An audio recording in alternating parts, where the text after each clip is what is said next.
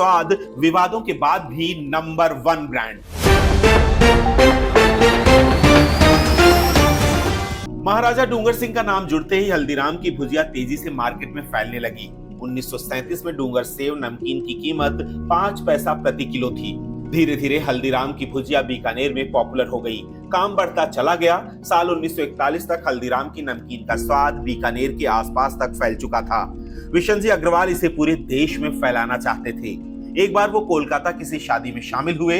अपने साथ वो भुजिया लेकर गए थे। उनकी भुजिया का स्वाद उनके रिश्तेदारों और दोस्तों को काफी पसंद आया। इसके बाद उन्होंने कोलकाता में एक दुकान खोलने का फैसला किया। हल्दीराम की एक ब्रांच कोलकाता में खुल गई। कोलकाता के बाद नागपुर और फिर दिल्ली तक हल्दीराम पहुंच गई। साल 1970 में नागपुर और साल 1982 में राजधानी दिल्ली में हल्दीराम के स्टोर खुले। खरीदारों की संख्या बढ़ी क्योंकि लोग इसे खूब पसंद कर रहे थे। हम सभी जानते हैं कि कारोबार और पैसा विवाद लेकर भी आता है। गंगा विशन जी अग्रवाल के परिवार में भी ऐसा हुआ।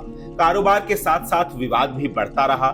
हल्दीराम के बड़े बेटे सत्यनारायण ने पिता और भाई से अलग होकर कारोबार करने का फैसला किया, जिसके बाद से कारोबार में कई विवाद हुए।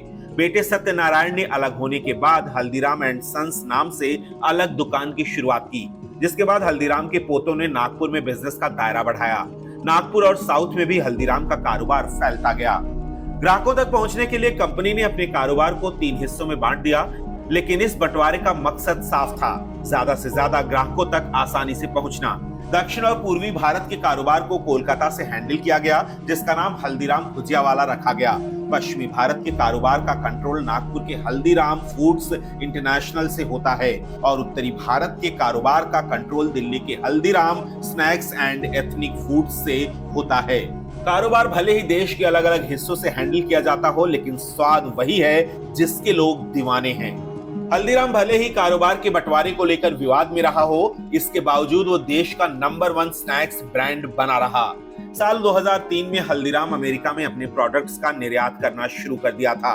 आज देश के साथ साथ करीब 80 देशों में हल्दीराम के प्रोडक्ट्स का निर्यात किया जाता है। हालांकि अमेरिका में इसके प्रोडक्ट को लेकर विवाद भी हुआ। साल 2015 में कंपनी को उस वक्त बड़ा झटका लगा जब अमेरिका ने हल्दीराम के निर्यात पर रोक लगा दी। कहा गया कि हल्दीराम अपने प्रोडक्ट्स में कीटनाशक का इस्तेमाल करता है, लेकिन बाद में अमेरिका ने रोक हटा ली और अब हल्दीराम के प्रोडक्ट्स जैसे भुजिया, गुलाब जामुन, सोन पापड़ी अमेरिका में आसानी से मिलते हैं। इसके लिए हल्दीराम और ई-कॉमर्स प्लेटफॉर्म अमेजॉन के बीच डील साल 2019 में हुई थी। अब हल्दीराम के प्रोडक्ट्स को लोग अमेरिका में अमेजॉन पर आसानी से खरीद सकते हैं। मेरी मतलब पूरे वर्ल्ड में होती है, ये नहीं है कि नहीं होती है। पूरे दिल्ली वाले और मैं हल्दीराम के नाम से एक्सपोर्ट पूरा करते हैं। सब पूरा मतलब यानी 80 कंट्री तो हमारे अंडर में है और 100 कंट्री उनके अंडर में होगा, दिल्ली वालों की भी। पूरे वर्ल्ड में पूरा जाता है। हल्दीराम स्नैक्स का कहना है कि कंपनी अपनी मौजूदगी को पूरी दुनिया के ग्राहकों तक फैलाना चाहती है। जो भारतीय दुनिया में कहीं भी रहते हैं, उन्हें हल्दीराम के प्रोडक्ट्स घर की याद दिलाएंगे। यही नहीं, कंपनी अब राजमा चावल और बिरयानी जैसे रेडी टू ईट उत्पादों को बाजार में उतार चुकी है, जिसकी टैगलाइन है घर का स्वाद। खरीदारों की संख्या बढ़ी क्योंकि लोग इसे खूब पसंद कर रहे थे। क्या आप भी हल्दीराम के उत्पादों को पसंद करते हैं? हल्दीराम से जुड़े विवादों को आप कैसे देखते हैं? How did you find this information?